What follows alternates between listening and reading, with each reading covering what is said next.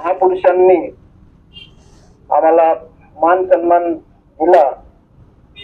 छत्रपती शिवाजी महाराज, राष्ट्रपिता महात्मा ज्योतिबा फुले, राजश्री शाहू महाराज,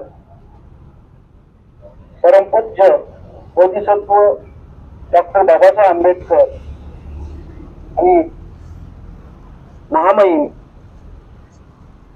लोकनेते कांशीरामजी साहेब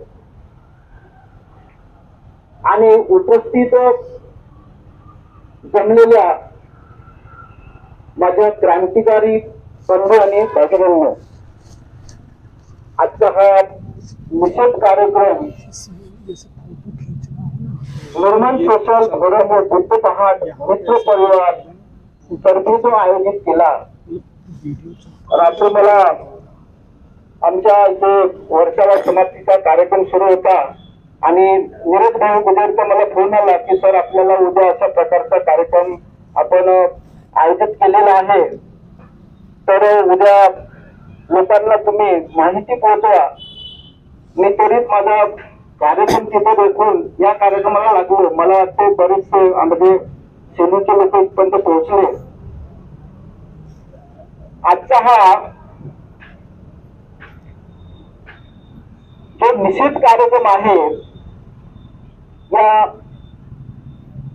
कार्यक्रमाला बऱ्याचशा पाहुण्यांनी आपलं मत व्यक्त केलं की आता एवढी मोठी या देशात घटना घडून आता या निषेध धरणे कार्यक्रमाला लोक फार कमी आलेले आहेत, परंतु जे काही आलेले आहे खूप काही लोक असतात की बाजाराच्या दिवशी बाजाराला येतात आणि ठेले घरी घरी भाजीपाला वगैरे जे काही लागते ते घरी घेऊन जातात, बाजार खतम होतो। परंतु इथे आलेले हे क्रांतिकारी बांधव आणि भगिनी हे दूध आहे, दुधावरची साय आहे आणि म्हणून मी तुमच्या सर्वांचं प्रथम अभिनंदन करतो आणि आजच्या या काल परवा घडलेल्या घटनेचा निषेध करतो। कारण या देशामध्ये हजारो वर्षापासून गुलामी लादलेली आहे आणि तसे डॉक्टर बाबासाहेब आंबेडकरांनी नागपूर येथे भिन्न दीक्षा दिली। त्याच दिवशी या इथल्या नालायक विचारसरणीच्या गोवलकर गुरुजी यांचा पंचअठाट या पुस्तकाच्या नावाने जे विचार तिथे सरलेले विचार तिथे लिहिलेले आहेत आणि त्या सरलेल्या विचाराने प्रेरित झालेले हे जे वाद, त्यासोबतच नथुराम गोडसे आणि वर्तमान स्थितीमध्ये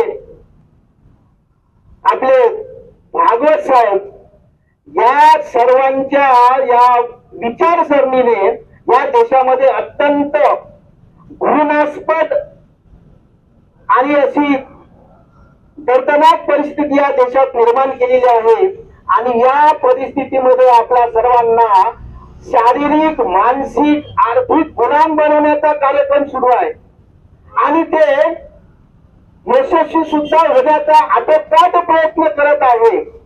परंतु आम्ही संख्येने जरी कमी असलो परंतु ही परिस्थिती बदलण्याचं स्वप्न त्या हरामखोरांनी पाहू नये।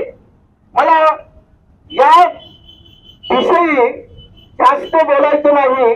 जे काही घटना घडलेल्या आहेत ती घटना अत्यंत निषेधार्ह आहे आणि यानंतर अशा प्रकारची घटना होणार नाही यांची काळजी त्यांनी घेतली पाहिजे। अन्यथा या देशामध्ये फार मोठं भयंकर अनुचित असं कार्य आमच्याकडून सुद्धा होऊ शकते। कारण आम्ही बुद्धाच्या विचाराचे आहोत, आम्हाला बाबासाहेबांनी धर्म दिला आहे, पण म्हणूनच आम्ही शांत आहोत आणि आमच्या शांततेचा फायदा या हरामखोरांनी नालायकांनी घेऊ नये एवढंच मी इथे बोलतो आणि इथे थांबतो।